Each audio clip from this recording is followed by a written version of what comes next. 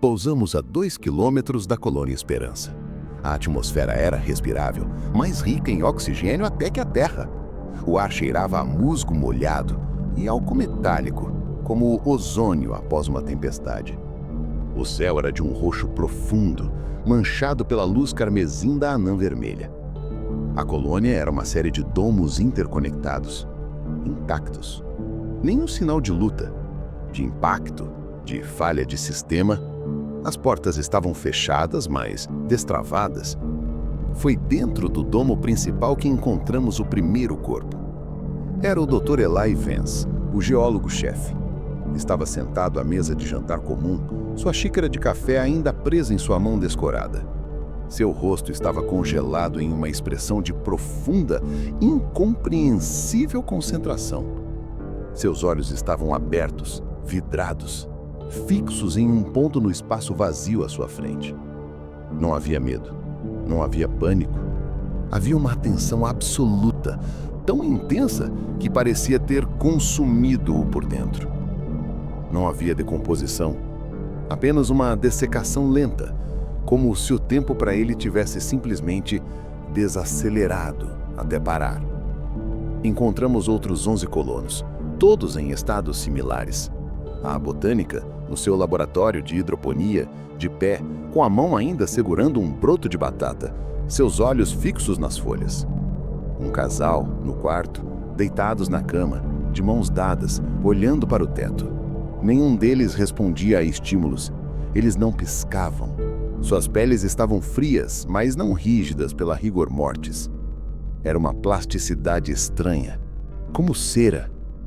E então, Jax, que estava verificando os registros dos computadores, disse a coisa mais aterrorizante até agora. Aris, os logs de vídeo, eles estão cheios. Cheios do quê? Valdez perguntou. De nada. São transmissões de 48, 72 horas seguidas. A câmera de segurança no quarto comum mostra o Dr. Eli Vance sentado, imóvel, olhando, por 68 horas seguidas, até a bateria de backup acabar. Meu sangue gelou. Eles não morreram instantaneamente. Eles pararam. Suas mentes foram capturadas por algo, sua atenção sequestrada e mantida refém até seus corpos simplesmente desistirem. Foi quando o engenheiro Jax olhou pela janela do domo e disse, sua voz plana, "O que é aquela estrela?" Valdez e eu nos aproximamos. Ele apontou para o céu roxo, para um ponto específico onde uma estrela particularmente brilhante cintilava. "É provavelmente um planeta interno ou uma estrela de fundo, Jax", disse Valdez, impaciente. "Não", Jax insistiu, sua voz agora um fio. "Ela não está no mapa estelar e ela não está piscando." Ele estava certo. As estrelas piscam devido à turbulência atmosférica. Esta não. Era um ponto de luz perfeito, constante e imóvel. Uma mancha de tinta branca no céu roxo. Naquela noite, Jax não saía da janela do laboratório. Ele havia desligado todas as luzes e apenas olhava. "Jax?" chamei, suavemente. Ele não se virou. "Está se movendo, Aris." "O quê?" "A estrela está se movendo contra o fundo das outras, lentamente, mas está." Uma frieza percorreu minha espinha.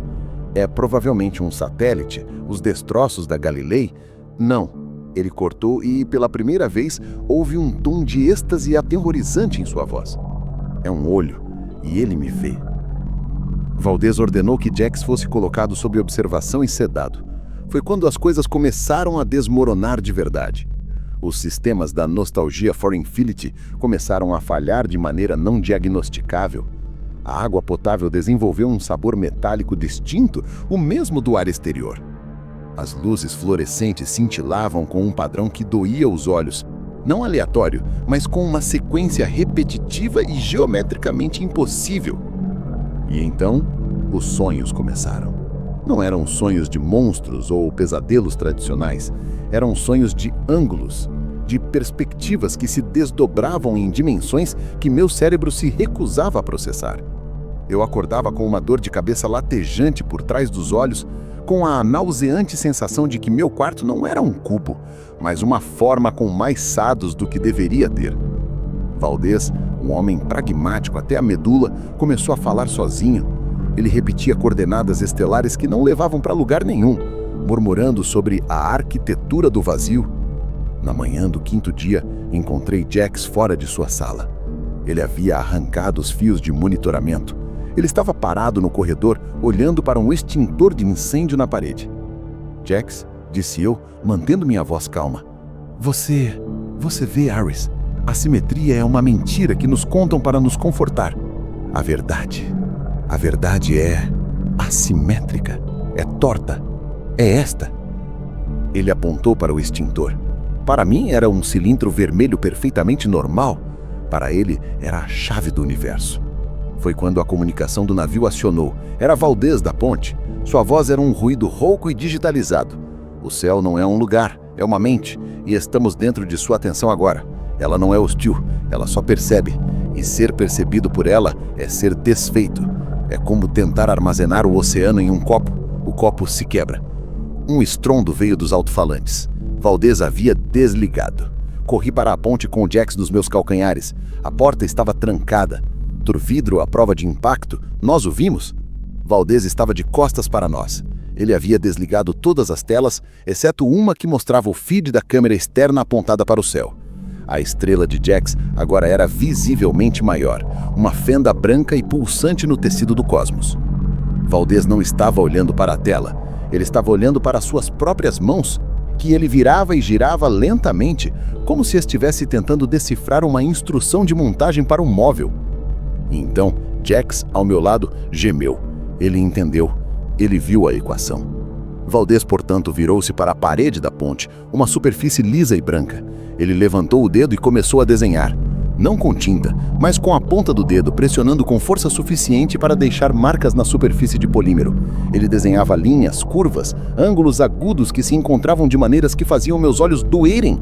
Era uma geometria não euclidiana, uma prova visual de que tudo o que conhecíamos sobre espaço e forma era uma piada cruel.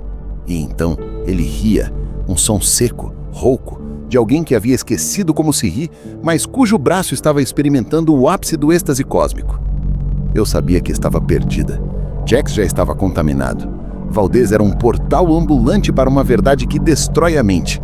E eu podia sentir a pressão daquela atenção. Era um peso físico, como se o ar tivesse se tornado melado, cada movimento exigindo um esforço monumental. E havia uma presença, não uma entidade, não um deus, mas uma qualidade de estar ciente. O sistema estelar era consciente. Kepler 186f não era um planeta orbitando uma estrela. Era um neurônio em um cérebro cósmico inconcebivelmente vasto. E nós, meros sinais elétricos passageiros, havíamos chamado sua atenção. A estrela no céu não era um objeto, era o foco da sua percepção. E ser o foco da percepção de um Deus cósmico é ter sua realidade desmontada e remontada de acordo com uma lógica alienígena. Arrastei Jax, agora catatônico e balbuciando sobre a beleza do vazio torto, de volta para o módulo de pouso. A nostalgia for Infinity estava perdida. Seus sistemas estariam tão corrompidos quanto a mente de seu comandante. A decolagem foi um noçanho. Os controles respondiam com uma lentidão agonizante, como se o tempo mesmo estivesse se desfazendo. Através do visor, eu podia ver a colônia Esperança, e por um momento, jurei que os domos não eram mais esferas, mas sim formas poliedricais irregulares, pulsando suavemente com uma luz interior pálida. Quando quebramos a atmosfera, a estrela já não estava mais no céu. Ela tinha se movido, ocupando agora quase um quarto do campo de visão. A partir da janela de perto, não era uma luz, era uma textura, uma superfície de pura informação geométrica girando e se recombinando em padrões que provocavam enjoo. Era a assinatura visual do pensamento de uma divindade. Eu não olhei para trás. Coloquei o curso de volta para a Terra e ativei a hibernação forçada, esperando que o sono criogênico isolasse minha mente daquela percepção onipresente. Acordei quando o sistema de navegação me puxou da queima de retorno. A Terra era uma linda esfera azul e branca lá embaixo, segura, familiar. Mas nada é familiar anymore. Eu sou a única sobrevivente. O corpo de Jack sucumbiu durante a viagem, Seu sistema nervoso simplesmente desligou, como se o programa que o operasse tivesse sido deletado. E agora eu estou aqui, transmitindo este relatório para o controle de missão. Eles estão fazendo perguntas. O que aconteceu com a Galilei? Onde está a Nostalgia for Infinity? Onde estão Valdez e Jax? Eles querem dados, amostras, prova.